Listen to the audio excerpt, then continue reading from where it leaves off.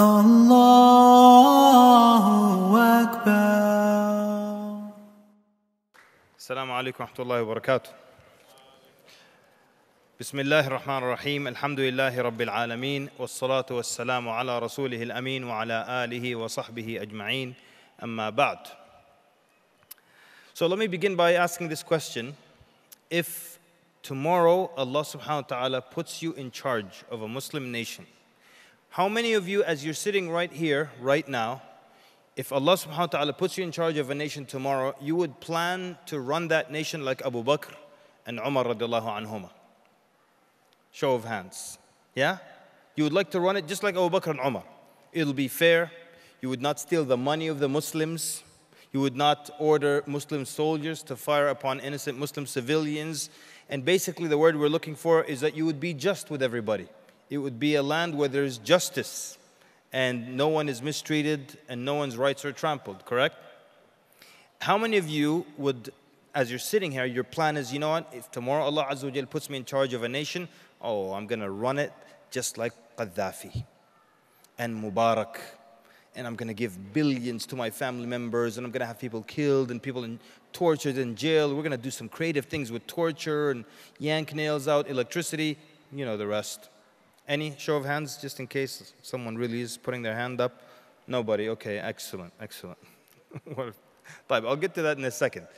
This verse is so amazing that our reciter mentioned, and it was just announced just now. It was the title of the lecture, right? Ya ayyuhalladhina amanu kunu qawwamina bil qist shuhada'a lillah walau ala anfusikum. O you who believe, stand firmly for justice as witnesses to Allah, even if it's against your own selves. It's talking about justice. And human beings, we transgress against one another, and therefore we need a justice system. Because no society can function without any system of deterrence or punishments. That's why the Prophet ﷺ, describing himself in one hadith, he said, أَنَا نَبِيُّ الرَّحْمَةِ وَنَبِيُّ الْمَلْحَمَةِ. He said, I am the Prophet of mercy and the Prophet of battles. The scholars explain, he didn't say that ﷺ out of love of battle, but he said that meaning out of recognizing that every society is in need of some kind of justice system, some kind of way of punishing those who transgress and trample upon the rights of others. And Allah subhanahu wa ta'ala, to show you how injustice is such a wicked thing and such a bad quality, in the Qudsi hadith narrated in Sahih Muslim, the Prophet ﷺ said that Allah Azza wa Jal said, Ya ibadi, inni haramtu dhulma ala nafsi. O my servants, I have made injustice haram upon myself. So Allah Azza wa Jal prohibited upon himself to do injustice. And Allah Azza wa Jal would never do injustice anyways. وَجَعَلْتُهُ, and I made it haram between you, amongst yourselves as well. وَجَعَلْتُهُ بَيْنَكُمْ مُحَرَّمًا فَلَا تَظَالَمُوا. And I made it haram amongst you as well, so do not do injustice to one another. Now, what's the definition of justice? And I want to go into a specific definition, a very simple one. A simple definition of justice.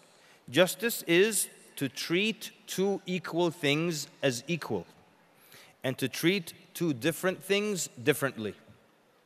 You got that? Really easy, isn't it? But very beautiful.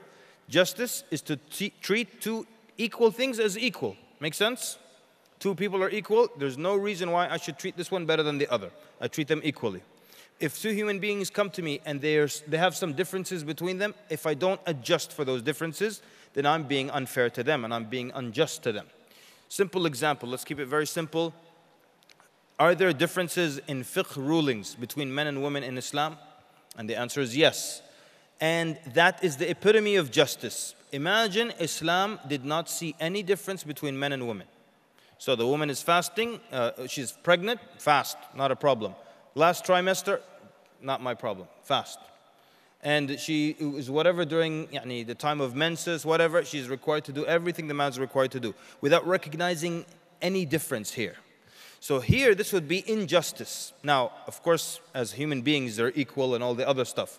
But there are differences between men and women, therefore the laws and the rulings for men and women are different. Otherwise, that would be a form of injustice. And it's the same way, even outside of religion, people recognize these differences. For example, we get maternity leave if you work at a company, and if you give birth, you get maternity leave. Now, I know some companies are doing paternity leave as well. We're not going to comment on that. But maternity leave. Imagine the boss said, you gave birth, that's fantastic. I expect to see you tomorrow, 8 o'clock, bright and early at your desk. So I just gave birth. Well, John comes to work on time. He never took leave. It would be unjust, right? Very good. And I want to say that particularly because now there's this strange mentality to just compare the woman to the man. The man does this, I want to do this. The man does that, I should do that. And for the most part, you should be able to do whatever a man can do, as long as you're aware of the fact that there are differences as well. But some people want us to ignore the fact that there are some differences, and that's absolute insanity. There are many differences between men and women. Even the way we communicate is different. Anyone who studies communications, men communicate in a certain way, women communicate in a different way. And you find some people, they're ashamed of these differences and they try to make it look like there's no difference. But what's the problem if there's a difference?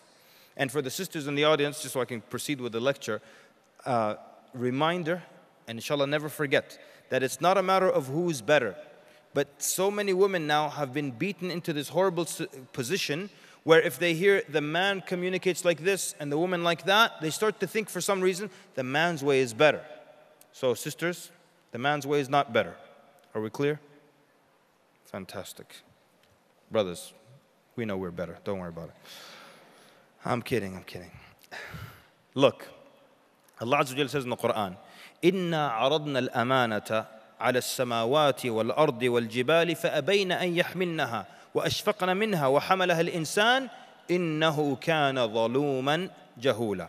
So Allah subhanahu wa ta'ala says, we offered this trust to the heavens and the earth and the mountains, but they declined it and were afraid of it, and the human being, mankind, they bore this responsibility and this trust. Then Allah Azza wa Jalla says, why? إِنَّهُ كَانَ ظَلُومًا جَهُولًا. He has the nature to be unjust and to be ignorant. Jahul, out of ignorance. So the scholars looked at this verse in the Quran and they said that every problem on earth, if you keep tracing it back to its roots, it'll come down to one of those two: injustice or just ignorance.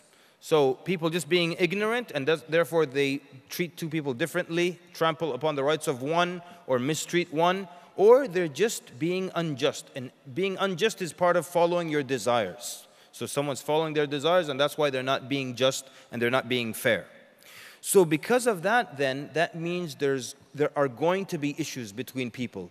And we know that there are differences between people, and they're going to disagree. And so therefore, Allah subhanahu wa ta'ala wants people in positions of power especially to be fair and to be just. And this is the reason behind the need for a justice system. I mean, we can't expect to live in a society where nobody will do anything wrong to the other person, and there will be no misunderstandings, there will be no miscommunications, and everything will always be peachy. That's why when the Prophet ﷺ said, "Ana Nabiyul Rahma wa Nabiyul Malhama," he meant that there's going to be the use of some kind of deterrent or punishment system. And if there isn't, how is this society going to survive?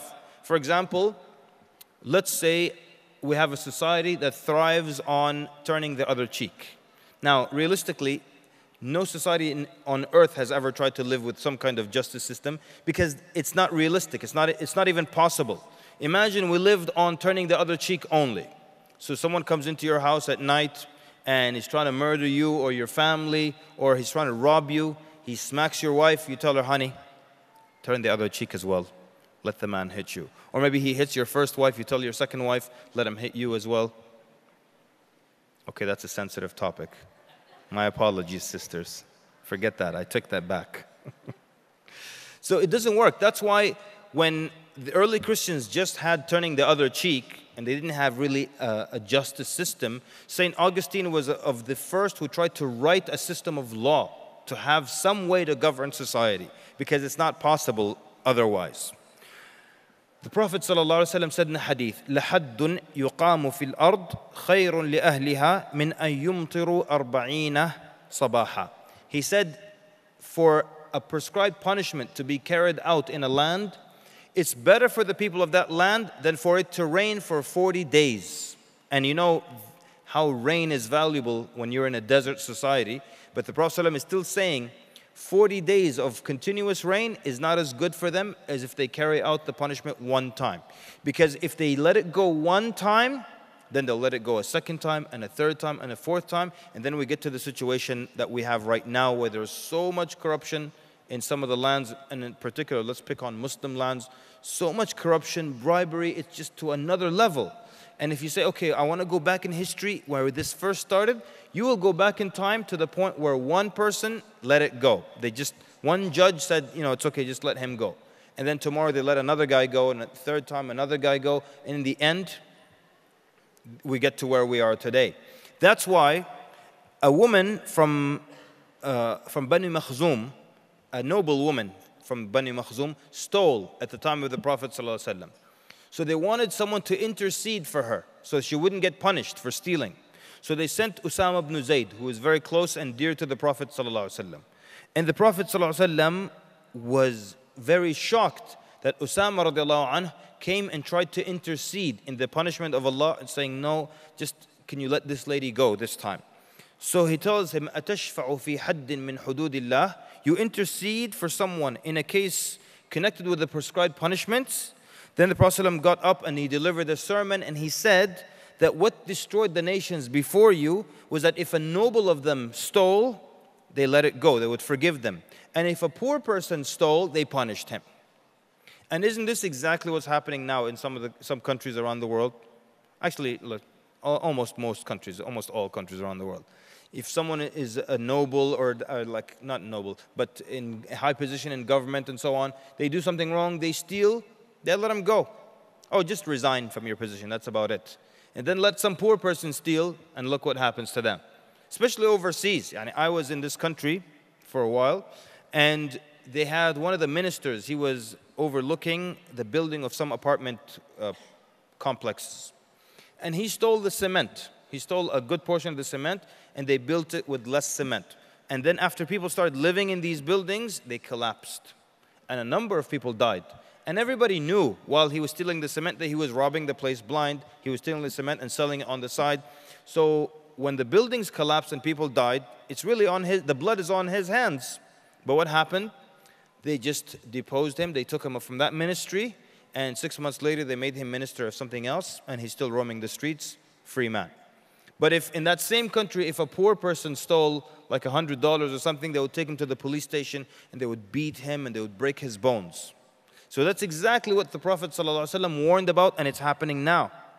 Now, let's go back to our original question. If Allah subhanahu wa ta'ala put you in charge of a nation tomorrow, would you run it like Abu Bakr, or would you run it like Gaddafi? Steal, rob, have people tortured, those who don't like you, have them killed, make them disappear, and give millions and opportunities to your friends and to your family and to people from your tribe, your madhab, whatever it is. We're all repulsed by that idea, and we'd all like to believe that we would run it like Abu Bakr and Umar and would be fair. Now here's the thing. Right now, every single one of us, Allah subhanahu wa ta'ala has put us in charge of one group of people or another. Whether you're an older brother and you take care of younger siblings, or you're a married man with children, or you're a manager at your company, or you run a business, you're in charge of some group of people or another. Every one of us has some group that you're in charge of. Now, in the current positions where Allah subhanahu wa ta'ala has put you in power, do you behave like a mini Abu Bakr and a mini Umar? Or do you behave just like the people that you see on the news, the rulers and presidents that you dislike, and you blame for everything wrong with the Muslim Ummah?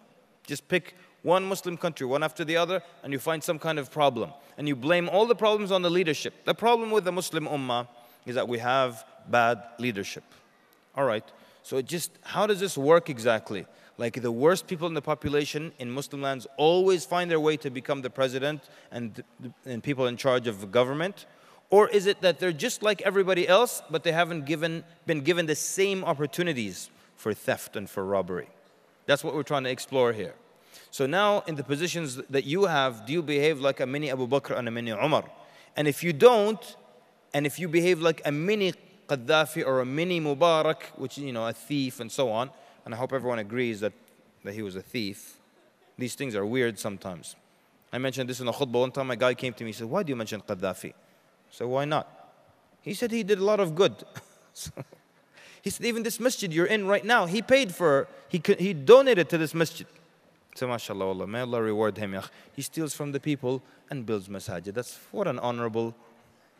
Anyways, so we're in agreement though in this room. Look, let's take an example from the life of Umar ibn Abdul Aziz, who was one of the rightly guided khulafa, even though he was like number 13 in order, but they consider him the 5th of the rightly guided khilafah. He had 2 oil lamps in his home. One oil lamp, the oil was paid for by the Muslim treasury. The other lamp, the oil was paid for from his own pocket. If he's doing work for the government, for the people, for the ummah, he uses the lamp where the oil is paid for by the ummah. If he needs to do something for himself, thank you, sir. Oh, completely? Wonderful. Okay, wonderful. That timer said 0 from once we started, so I was like, this is great. If he needs to do something for himself, what would happen? He would turn off that lamp and then light the other one. And now question yourself with your employer. How many people come late 10 minutes over here and they just round it off? They come late from lunch 10 minutes, 15 minutes late for work, they just round it off, and it just keeps adding up. How many people are watching the basketball game on their desktop instead of working? They've minimized it. Every time someone walks by, minimize. And other people are like, astaghfirullah al-azim, I would never do that. They halalify it. They listen to lectures while that's happening. Yes? Not acceptable, right? So that means with justice, we look at ourselves right now. Are we fair in our dealings with people in every position, in wherever we are? Do we behave like Abu Bakr and Umar, or do we behave just like those that we see on the news and we despise so much for the sake of Allah? And I'll conclude by saying the idea is that if you dislike a quality in someone, then you work hard to make sure that it's not in you. Jazakumullah khair for your attentive listening. Sallallahu barak ala Muhammad. Wassalamu alaikum wa rahmatullahi wa barakatuh.